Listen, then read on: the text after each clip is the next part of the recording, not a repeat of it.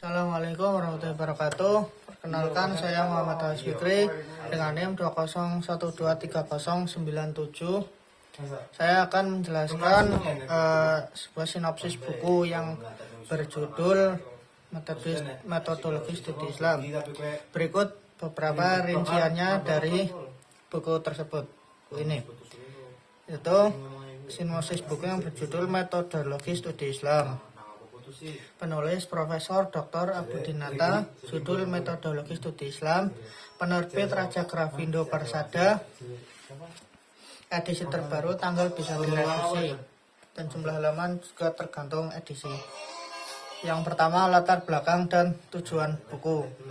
Buku Metodologi Studi Islam karya Profesor Dr. Abudinata ditulis untuk menjawab kebutuhan akan pemahaman yang lebih mendalam dan komprehensif mengenai cara mempelajari secara akademis dan ilmiah. Buku ini bertujuan untuk memberikan panduan metodologis yang sistematis bagi mahasiswa, akademisi, dan peneliti yang ingin mendalami studi Islam dengan pendekatan yang lebih kritis dan ilmiah.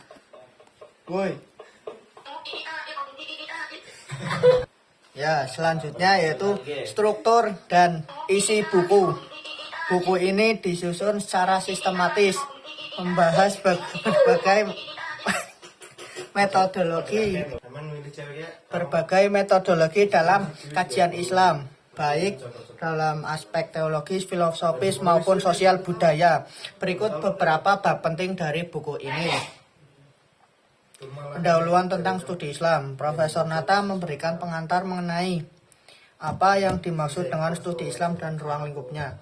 Ia menjelaskan bahwa studi Islam mencakup berbagai disiplin ilmu seperti teologi, hukum Islam, filsafat Islam, sejarah peradaban Islam, dan aspek sosial budaya dalam Islam. Dan selanjutnya metodologi dalam kajian Al-Quran. Bagian ini membahas pendekatan yang dapat digunakan untuk memahami Al-Quran. Profesor Nata memperkenalkan metode tafsir kontekstual dan metodologi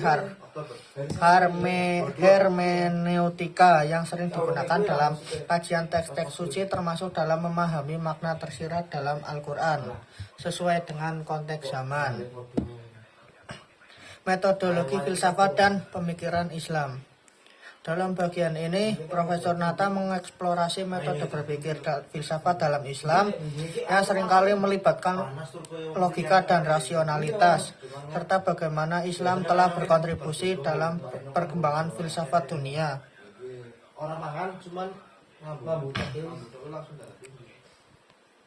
Penulis juga memperkenalkan pemikiran kritis tokoh-tokoh seperti Al-Ghazali, Ibnu Sina, dan Al-Farabi. Metodologi dalam sejarah Islam. Buku ini mengkaji bagaimana metode-metode yang benar dalam mempelajari sejarah Islam, seperti penggunaan sumber-sumber primer dan sekunder, serta pendekatan kritis dalam memahami peristiwa sejarah Islam agar tidak hanya sekedar melihatnya secara naratif, tetapi juga menganalisis dampak dan relevansinya. Metodologi dalam kajian hukum Islam atau fikih. Profesor Nata memberikan panduan bagaimana mengkaji fikih secara ilmiah, termasuk penggunaan metode usul fikih, prinsip-prinsip dasar hukum Islam, qiyas, ijma, metode ijtihad dalam menjawab persoalan-persoalan kontemporer. Yang ketiga, pendekatan interdisipliner.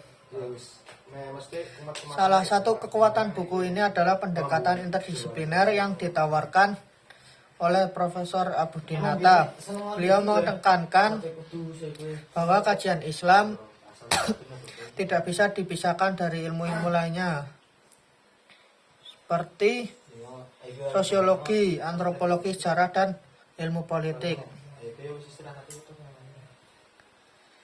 Yang keempat, relevansi dengan tantangan kontemporer. Di dalam buku ini, Profesor Nata juga menekankan pentingnya metodologi yang fleksibel dan relevan untuk menjawab tantangan kontemporer seperti modernisasi, globalisasi, dan perubahan sosial yang cepat. Ia mendorong studi Islam yang tidak hanya terjebak dalam dogma, tetapi juga terbuka terhadap informasi metodologis yang memperkaya pemahaman dalam konteks Islam di zaman modern. Yang kelima, kritik terhadap metodologi Islam tradisional. Profesor Nata memberikan kritik terhadap beberapa pendekatan tradisional dalam studi Islam yang seringkali terjebak dalam literalitas dan tidak mampu menyesuaikan dengan realitas sosial saat ini. Ia menekankan perlunya pendekatan yang lebih kritis dan terbuka terhadap interpretasi baru yang tetap setia pada prinsip-prinsip dasar Islam, namun relevan dengan perkembangan zaman.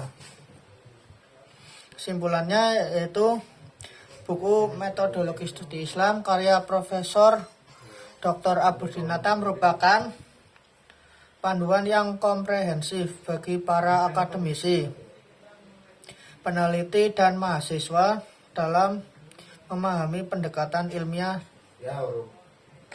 terhadap kajian Islam.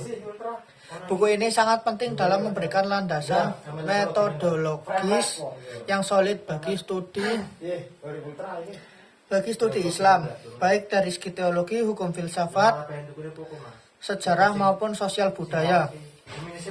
Dengan pendekatan interdisipliner dan kritis, buku ini menawarkan perspektif baru dalam mengkaji Islam secara kontekstual serta mendorong inovasi dalam kajian agama yang relevan dengan perubahan zaman.